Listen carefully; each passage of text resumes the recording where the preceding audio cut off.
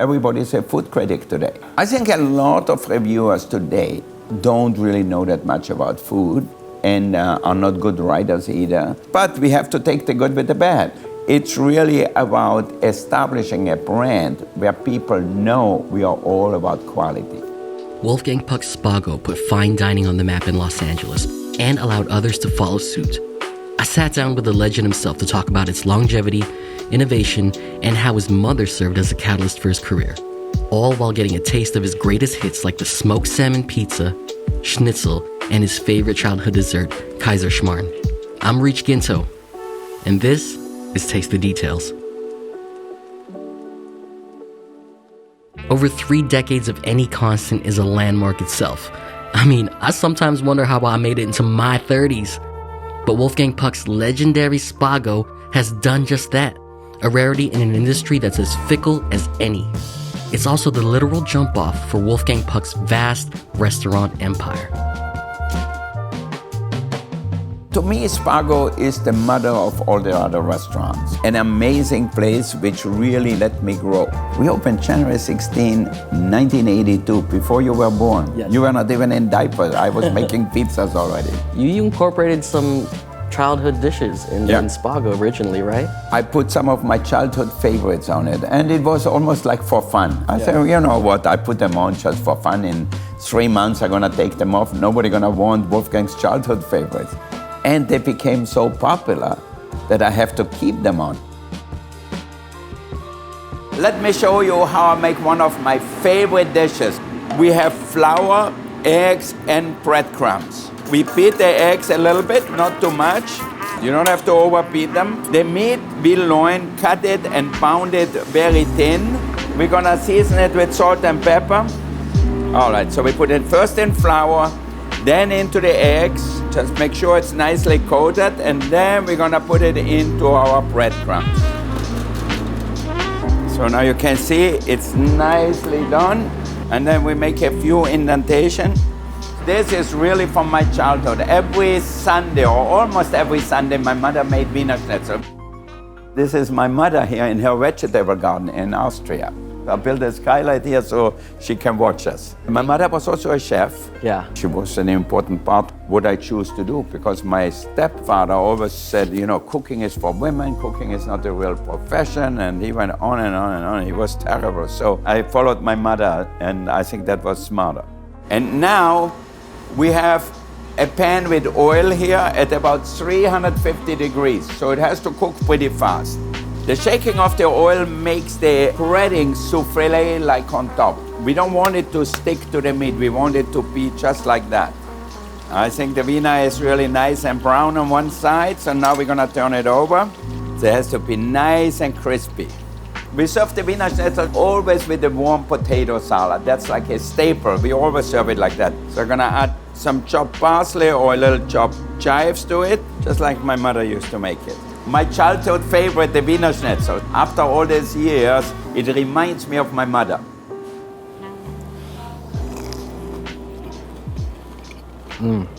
It's nice. Perfectly fried. Veal is tender. What I love about this dish is, at the heart of it is comfort food. A lot of this food came from a warm, special place for Chef Wolfgang. And I think that's why his food really shines and resonates with people. I mean, 37 years, you still have people asking for the Wiener Schnitzel. So it's a testament to the soulfulness of Chef Wolfgang's cooking. Years ago, I was in Houston. We had a little cafe, and I'm friendly with Roger Federer and Mirka, his wife. They come to the restaurant. I feed them our smoked salmon pizza, some salad, some pastas, and our roasted chicken. And I go out to sit down with them, and Roger said, "Wolfgang, where's my Wiener Schnitzel?" And I said, "Oh shit, how are we gonna make a Wiener Schnitzel? We don't have veal." I had to send somebody to Whole Foods to buy some meat, and I made him the Wiener Schnitzel, and then he was happy.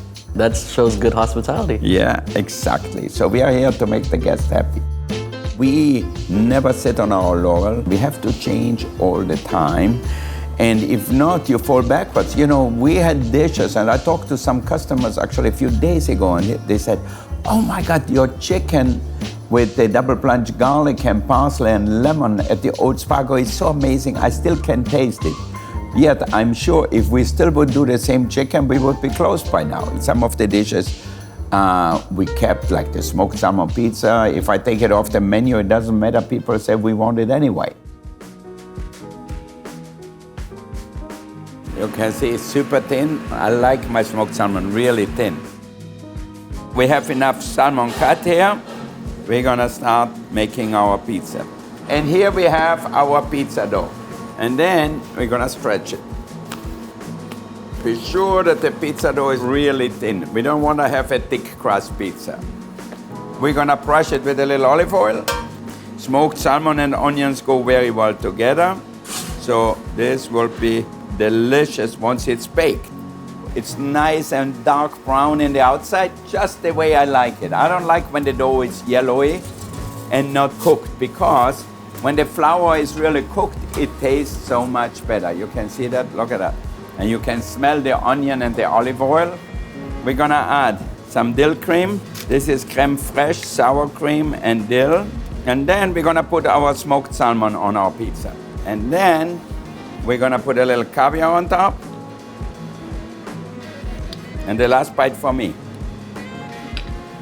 Our smoked salmon pizza is one of the dishes people always love. And even me, when I go on vacation and I come back to the restaurant, I have a glass of champagne and the smoked salmon pizza, and I feel like I'm at Spago. Well, voila, our smoked salmon pizza with caviar.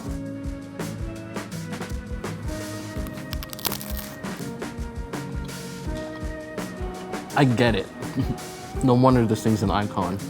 This is Chef Wolfgang's signature dish, the smoked salmon pizza. And I get it. I know why. I had dinner here probably a month ago, right? And there was this macaroon, a breakfast macaroon. Yeah. And everybody thinks a macaroon is dessert. It's dessert, yeah. But it came in one bite, just one bite, it tasted like all of breakfast. If you would get a big macaroon, it wouldn't be the same, but just one bite is perfect. I think it's a brilliant dish. It's so clever, and it's a good indication of where Spago is at right now. Okay, so about this bacon macaron that still lives rent-free in my head. It's got bacon that's been cooked until it reaches a point of tenderness that's basically melting in your mouth. And the macaron shells, they've got maple syrup infused in them. But the genius doesn't stop there, because it's finished with egg yolk jam and grated coffee beans. It's breakfast sorcery, my friends, all in one bite. You know, Los Angeles now is such a great city, but even in the 80s, a lot of innovation came out from Los Angeles. To me, to find the right proportions of innovation and tradition is really important, because we always innovate, we always change, we always attract new guests. But mostly, it's important for us not to get bored.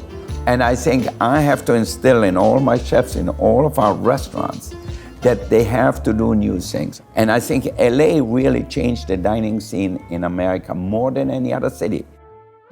Let's make our Kaiserschmarrn. So we have some fromage blanc here, creme fraiche. We didn't have a lot of money when I grew up, so we actually ate sweets for dinner, like Kaiserschmarrn was one of them. For us kids, it was the best thing. I separated the egg yolks from the egg white. So we whisk it so that it gets nice and creamy with no lumps in it. You can see that. Now we're gonna add some raisin. Often when we do the raisin, we marinate them in rum.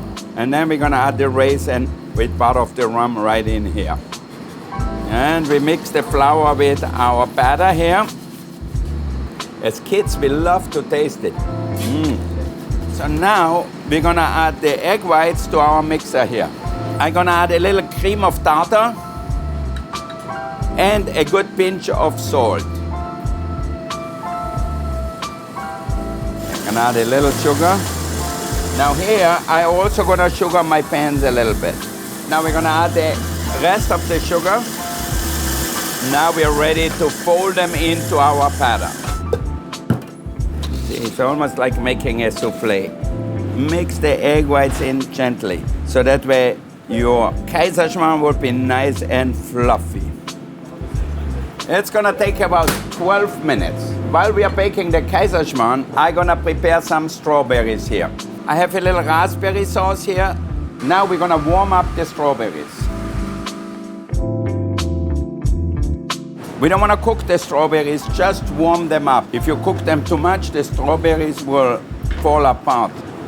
Now in Austria, when we didn't have strawberries, we used plums, or my mother used plum compote, which she used to make in the summer times, and then she put it in mason jars, and then we had it all winter long. All right, our Kaiserschmarrn should be ready now. You can see it has a beautiful color. We could serve it like that, but in our restaurant, we cut it out and spoon it on here. And then a little powder sugar. And now you don't have to go to Austria. You just come to Spago. Our favorite dessert. Reminds me of my childhood. But sometimes when some Austrians come here and they tell me, that's not Kaiserschmarrn. I said, what do you mean? That's the new version of the Kaiserschmarrn. Everything old has to be new again. We don't have the same clothes as we had 50 or 100 years ago. So we make food a little different today too. What better way to end a Wolfgang Puck meal than with an Austrian dessert? This is Wolfgang Puck's Kaiserschmarrn. I thought it was really cool that he ate this for dinner growing up.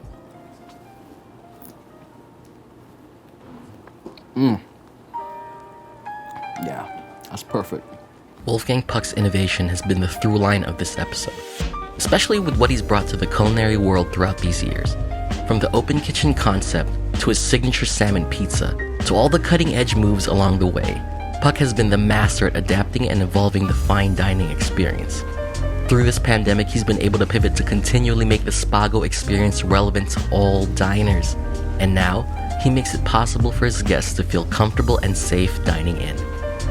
For Wolfgang Puck's latest innovation, he's elevating the outdoor dining experience without sacrificing safety by creating a one-of-a-kind space to accommodate such a vision. Right on Cannon Drive, the street where Spago is located. Construction is currently underway, with the space including slotted walls, separate vented semi-private seating areas, a cocktail lounge, and welcoming lobby, all covered by a large tent with massive archways. The structure is fully modular and allows for each section of space to evolve as dining experiences continue to shift with the times. Once again, this is Wolfgang Puck placing innovation and the diner's experience at the forefront for every Spago customer. We have to take the good with the bad. 10% of my life, I think sometimes, what did I do, what I do right, what I do wrong. But the rest, it's today and tomorrow. I really think more about the future than anything, because the past I can't change anymore. It's really about establishing a brand where people know we are all about quality. I think that reflects in your style of cooking, the reason for Spago's longevity.